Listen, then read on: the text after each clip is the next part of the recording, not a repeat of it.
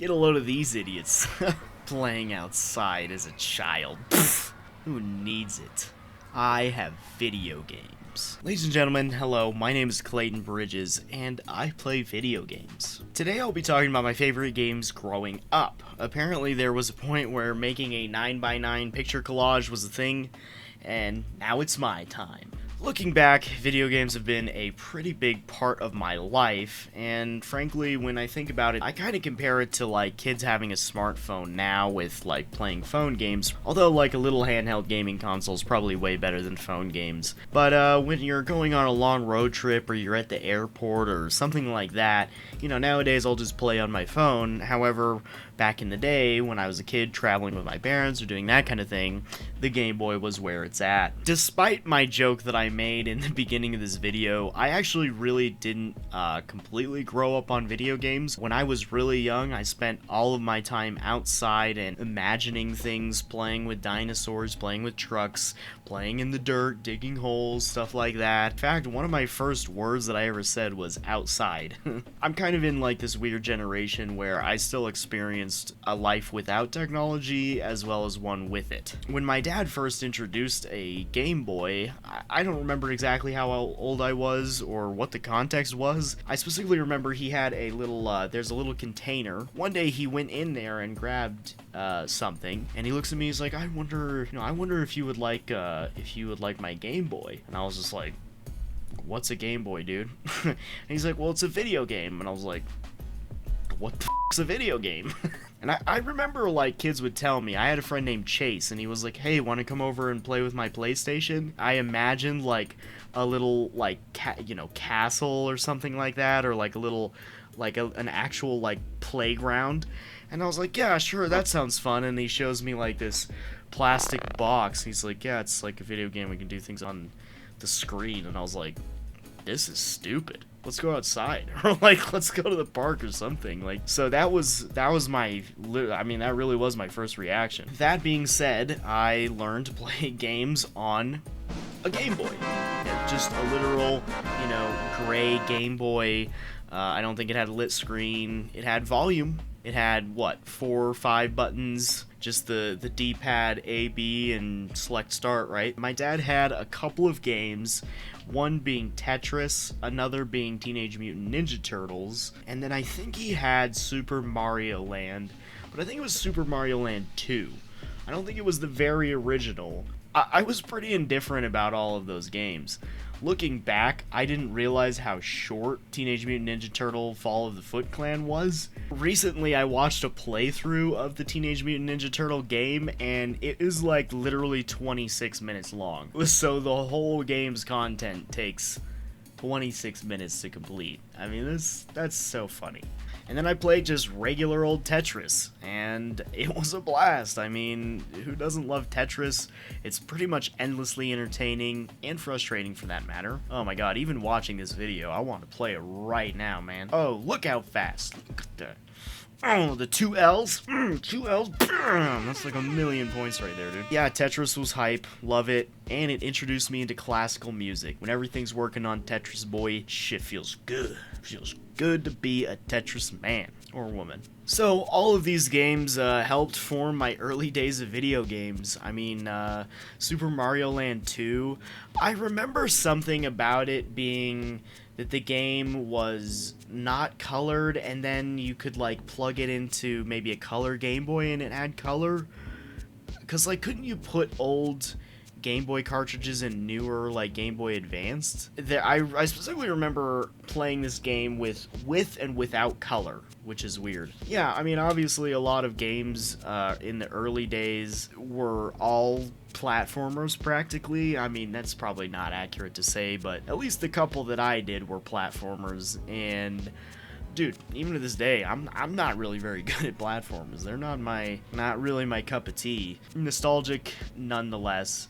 And you know what? I'm just gonna say it. I think Mario's a little overrated. I mean, obviously it's super classic, and I'm gonna piss people off. But when I was a kid, like playing it, it wasn't like super special. I mean, it was really fun. Once I started discovering some other stuff, it was like, yeah, I'm not gonna go back to that. So yeah, the Game Boy would be the first contact I had with video games. I think the Game Boy was even pretty dated at the time I got it, and I don't know, as skeptical as I was at first about video games, I'm really surprised it stuck. Given all of the time that I spent on the early days of Game Boy, and considering it was my absolute introduction into video gaming, which I really didn't feel like at the same time. I mean, it was nothing back then. But I am going to have to go with Tetris as my first pick. You ready? Bam! Uh-oh. There it is. Tetris. Game number 1. Now, between the original Game Boy and the next thing I'm about to mention, I believe it's quite possible that I got a hand-me-down computer from one of my parents, and possibly was introduced to PC gaming or Mac gaming earlier than this. However, the next pick is going to be Metroid Zero Mission, which was a game on the Game Boy SP. At first, let me just say, I believe I originally hoaxed my parents into getting me a Game Boy SP specifically for this game, because I believe there were commercials that played on Cartoon Network that sold me, and I just had to have it. When I try and find the old commercials for this game, it was literally just this gymnastic bout where this woman does a bajillion flips and then does a crazy tumble. And I don't know, it was just so old, but I'm pretty sure this is exactly what sold me on this game, and my parents paid for it. So I managed to get a Game Boy Advance SP, and the only difference between a Game Boy Advance and the SP was that the SP just flipped. I'm sure at the time flip phones were really popular, so the whole flip deal was probably astonishing. Yes, so I actually managed to get the green version, this super sick green thing. And throughout my entire years of owning a Game Boy Advance, I never saw another person with one. Yeah, it was awesome, and I remember playing Donkey Kong Country. That was the first game I played on it, I believe, and I actually played it so much the whole thing got all scratched up and worn out, and some of the paint was missing, but this was the exact package that I opened on the Christmas of 2004 or something, or 2003 or whatever. So awesome. I'm super thankful that I got it. To this day, I don't even really know the premise of Metroid, but yeah, this is how you start off, and you would upgrade your little suit. You had a little arm blaster, and you would just go around exploring these alien places. And I remember the music was super cool. Oh yeah. And then you would unlock, right, Brinstar was the planet, and it had this super epic holy church music, and the whole game just felt so epic. And believe it or not, the graphics looked really good, considering I was coming from Super Mario Land 2. I remember the nasty little red discs. There were just a lot of different things that were out to kill you in this game, and so many things. You could have a little morph ball. Oh, that's right, you could lay a little bomb. Looking back, there was really kind of some almost advanced gameplay, because the Game Boy Advance had triggers, right? So you had a lot of modifier keys, really, and you could customize it. Oh, I remember the cutscenes. And I didn't know the lore of Metroid, and I was just oh cool, you're just this shooter dude running around. And I was so shocked to find out that Samus is a woman, basically. Yeah, I just didn't know, and I was what? She's hot! And this game was also really fun, and this was old enough, and this was when games were simple enough to the point where my dad would play games with me. It was really fun, because him and I would do it together. He would play a little bit of Metroid, I would play a little bit. Him and I took turns trying to beat this giant dragon dude, and this was a really cool boss, because he was very scary to fight. That was when you would play a game, fight a boss, and you would get butterflies because you were so nervous. A relatively complicated fight, he threw his fingernails at you and whatever.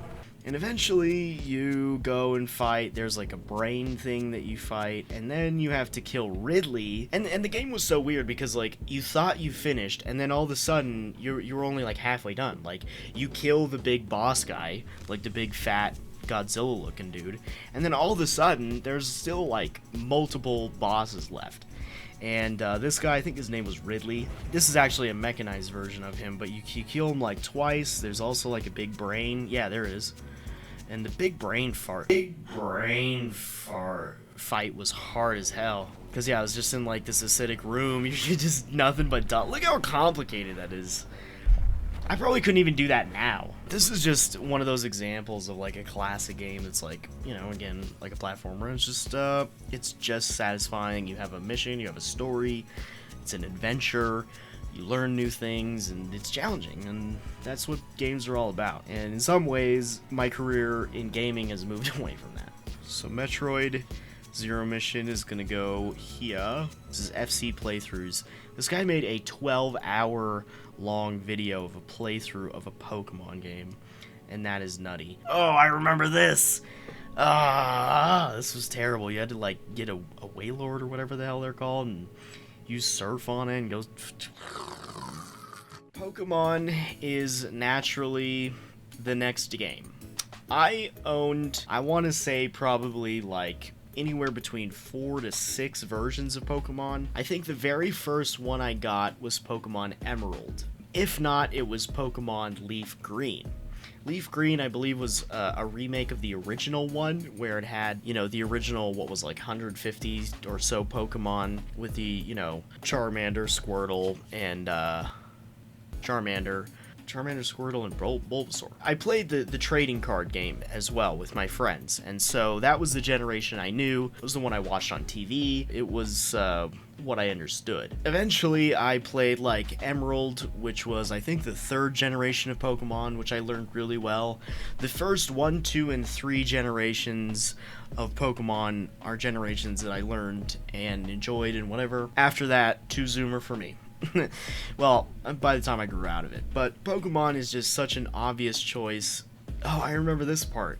Going up and it's all ashy. As far as like RPGs go, Pokemon was so good for what it was at its time. And I think to myself all the time, I cannot believe there's not a giant open world RPG version of Pokemon. And if there is, I cannot believe it's not more popular. But if you remade this, I don't know, Nintendo would just make $1 billion. And I just can't believe they haven't done it. Old games like this are so good, and the original Pokemon were just so good. All the little Pokemon are like super cute. Every time you get in a battle, the artwork was great. They look awesome. I mean, look at that. They're like, you know, they're really cool. Fighting style, I can't tell you how many times I got frustrated and just wanted to like strangle the Pokemon or whatever for like not performing, but it got really frustrating, especially like boss battles. Like you would hit them really hard and then they would just use a super restore, and so many moments of frustration playing Pokemon. And I mean, Pokemon was the first RPG that I was addicted to, probably like heavily addicted to, and just really went in. I completed at least 2 or 3 of the games,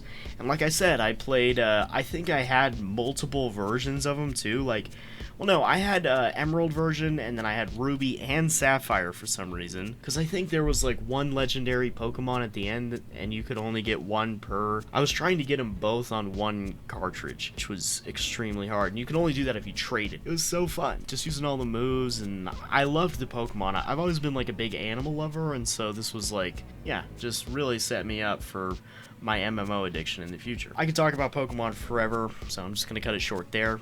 And that's my next choice. Alright, and Pokemon Leaf Green version, and really any Pokemon version, but there it is, Pokemon. Instant classic for people my age. Played it so much. There's a few honorable mentions. I think Nintendogs was one. I absolutely hammered my parents to get me a Nintendo DS because of Nintendogs. Again, huge animal lover. As soon as I saw Nintendogs, I think this was before my parents would let me have a dog, and like I wanted a dog so bad. And then Nintendo's came out, and I was like, this is it! This This is everything! I was an only child, especially right around the age where I was playing video games. My dad was doing really well. Throughout this timeline, he just started a business, and every other year, I was pretty much able to get like one of the newer Game Boys and consoles, and I mean, it slowed down over time. That's kind of an idea, but I had a lot of consoles. I had the original Game Boy, which was a hand-me-down from him. They bought me the Gameboy Advance SP, so skip the regular Advance, and then after that, I actually had a Gameboy Micro. I don't know if you've ever heard of a Gameboy Micro. I think they're probably really rare now. They had like a changeable faceplates. It was tiny. It played regular. It was just a Game Boy Advance, but it was small. That was probably the most frivolous thing that they ever bought me, because it was just so useless. I had a Game Boy, but this one was just so cool. And I'm pretty sure that was yet another Cartoon Network sale.